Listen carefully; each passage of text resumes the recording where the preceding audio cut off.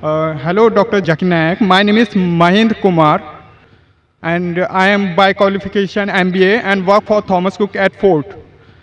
My question is regarding non-vegetarian foods. It is allowed in Islam. Animals are living beings. So, don't you think that it is violence? And my second question is that is it compulsory in Islam to have non-veg food, and can a pure vegetarian person can follow Islam? Mr. Mahesh Kumar has asked a very good question.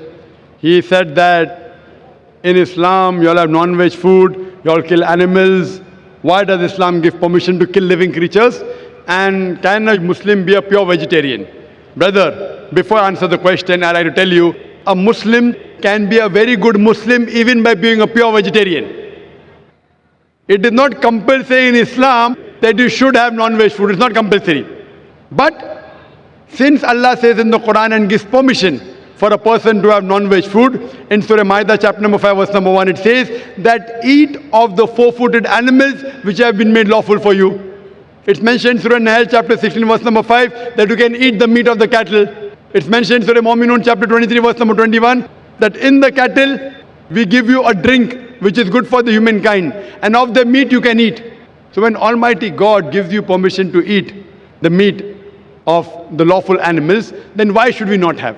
Now coming to the logical reason why Islam permits you to have non-veg food. If we analyze non-veg food, it's rich in protein.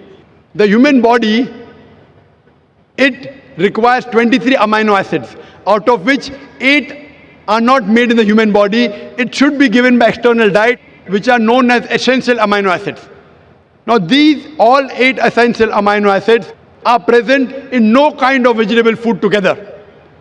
It's only present in flesh food. So the non-veg flesh food is more nutritious as compared to vegetables. Furthermore, if we analyze, if you see the set of teeth of the herbivorous animals, the cow, the goat, the sheep, they have got flat set of teeth. They only have vegetables, they don't have flesh food. If we analyze the set of teeth of the carnivorous animals, the tiger, the leopard, the lion, they have got pointed set of teeth. They have canine set of teeth. They only have flesh, they don't touch vegetables. If you analyze the set of teeth of the human beings, if you go in the mirror and see, we human beings, we have got flat teeth as well as pointed teeth. If Almighty God wanted us to have only vegetables, why did He give us this canine teeth? Why did He give us this pointed teeth? For what? But naturally to have non-veg food, to have the flesh food. Furthermore, if we analyze the digestive system of the human being, if you compare it to the herbivorous animals, cow, goat, sheep, they can only digest vegetables. The digestive system of the carnivorous animals, tiger, leopard, lion, they can only digest flesh food, they cannot digest vegetables. The digestive system of the human beings can digest both. It has small intestine, big intestine. It can digest vegetables as well as flesh food. It can digest both. So if Almighty God wanted us to have only vegetables, why did He give us the digestive system which can digest both? As far as you analyze, many of the Hindus think that Hinduism prohibits the eating of flesh food. In fact, if you read, it's mentioned in Manu Smriti, chapter number 5, verse number 30. Almighty God has created some animals to eat and some to be eaten. If you eat the animals that have been created to be eaten, then it's not a sin.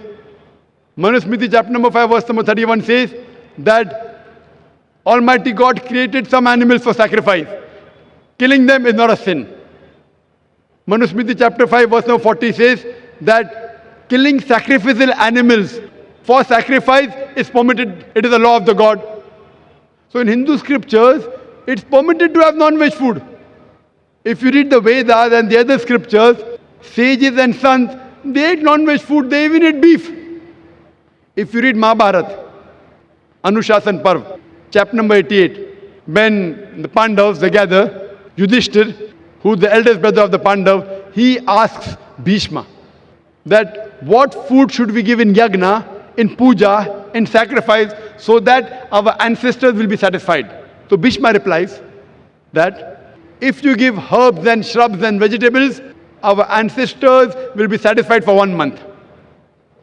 If you give them fish, for 2 months. If you give them meat, for 3 months. If you give them hair, for 4 months. If you give them goat, for 5 months. If you give them bacon, for 6 months. If you give them birds, for 7 months. If you give them deer, for 8 months. And the menu continues, big menus there. It says if you give buffalo for 11 months. If you give the flesh of cow, our ancestors will be satisfied for 1 full year. And if you give red meat of goat or meat of rhinoceros, they'll be satisfied inexhaustibly. So according to Hindu scriptures, eating non-veg is not a sin. It is because many of the Hindus were being influenced by the Ahimsa philosophy of not killing any living creatures. They started accepting it. But even this philosophy of Ahimsa, as you said, that killing living creature is a sin. Brother, do you know that even plants have got life? Do you know that, brother? Yes. So if you say killing living creature is a sin, killing a plant is also a sin. So why do you have plants? Agreed, very good. Furthermore, there are some people who say, okay, brother Zakir, I agree that plants have got life, but the plants can't feel pain. Therefore, killing a plant is a lesser sin as compared to killing an animal. The point to be noted is that today science has advanced and we have come to know even the plants can feel pain. But the cry of the plant cannot be heard by the human being because human beings hear, the frequency that they hear is from 20 cycles per second to 20,000 cycles per second. Anything below and above this range you cannot hear. So there was a farmer in America who converted the cry of the plant into the human frequency, and you could come to know when the plants were crying, when they wanted water.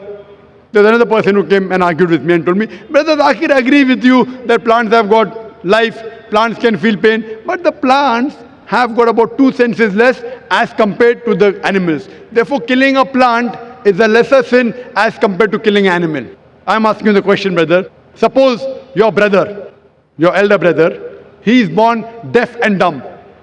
After he grows up, and someone comes and kills him, so will you go and tell the judge, me Lord, give the murderer less punishment because my brother had 2 senses less, he could not hear, he could not speak? Will you say that? In fact, you will say, give the murderer double punishment.